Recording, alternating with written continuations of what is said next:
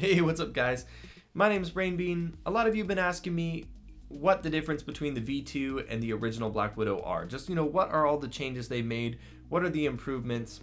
Well, the point of this video is to go over all of that and kind of compare the two keyboards and let you know what all of the improvements are. Of course, you already knew that anyways because you clicked on the video in the first place, so let's go ahead and just take a look at the keyboards. Starting with the keyboard's overall construction and design, the V2 does quite a bit to improve on the original Black Widow. As you can see, the plastic top cover looks basically the same, however the V2 now has a smudge resistant top cover, which is a vast improvement over the original, which really was a bit of a fingerprint magnet. Both keyboards still have the same row of 5 macro keys on the left side of the board, and another welcome change is the LED indicators on the V2 are much better than the original Black Widows. The original had the LEDs under the top cover, which made them appear very dim. It seemed like Razer was going with a more stealth-like aesthetic here, but ultimately it just made the indicators lack definition, and the V2 uses crisp clear indicators that have a nice clean look. One of the more obvious differences between the two keyboards is the inclusion of the magnetic wrist rest that comes with the V2. It's nice and pillowy, and the magnets are much stronger than the ones that came with the Ornata. Both keyboards have a USB pass-through, however the V2 removed the mic jack from the audio pass-through, but it still has that 3.5mm headphone jack. This change has left some people scratching their heads, but it's not too hard to understand, really. Most headsets nowadays are simply USB anyways, and I'm willing to bet that 90% of users have only ever used the headphone jack anyways. I know that that's definitely the case for me, so I don't miss the mic jack one bit. Another mentionable change is that the V2 does not have gold-plated USB connectors.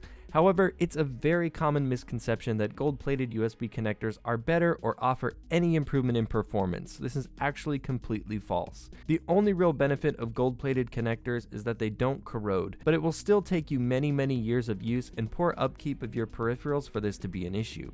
In terms of the lighting, the V2 doesn't appear to be quite as bright as the original Black Widow.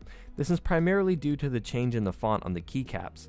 The V2 uses a minimalistic font like the one you'll find on the Black Widow X, which in my opinion is a welcome change. The only real downside to this is that the simpler font doesn't allow for as much light to permeate the keycap like the bold lettering of the original. It's definitely something to keep in mind, but the V2 still does give you that classic ultra bright RGB light show that the original does thanks to the white backplate behind the switches. The V2 also has access to some of the newer preset lighting effects that came with the release of the Black Widow X and the Ornata, which to be more specific is the Starlight and Fire presets. These are two of my favorite presets, so I'm really happy to see them back home on the Black Widow where they belong. Now, of course, speaking of the switches, another one of the more celebrated additions to the V2 is the new Razer Yellow switch. The V2 is available in all 3 Razer switch varieties, green, orange, and yellow, while the original Blackwidow Chroma is only available in green and orange. If you want to know more about these switches, I'll link my comparison video in the description below where I explain the differences between all 3 switches as well as give you a comprehensive sound test. So as you guys can see, the V2 is definitely a step in the right direction, and it does upgrade a lot of the features of the original Black Widow that maybe some of us just weren't really all that happy about in the first place. But either way, I'd like to know what you guys think, so drop me a comment down below letting me know if you think that the V2 is worth the upgrade right now or it's something that maybe you could hold off on for a while. Consider giving this video a like if you enjoyed it to show your support, and if you're new to the channel and you like what I do, consider hitting that subscribe button because I've got a lot more videos coming your way in the near future. You can also follow me on Twitter at BrainBeanGaming to stay up to date with what's going on with the channel. And as always, thank you guys so much for watching, and I'll see you guys next time.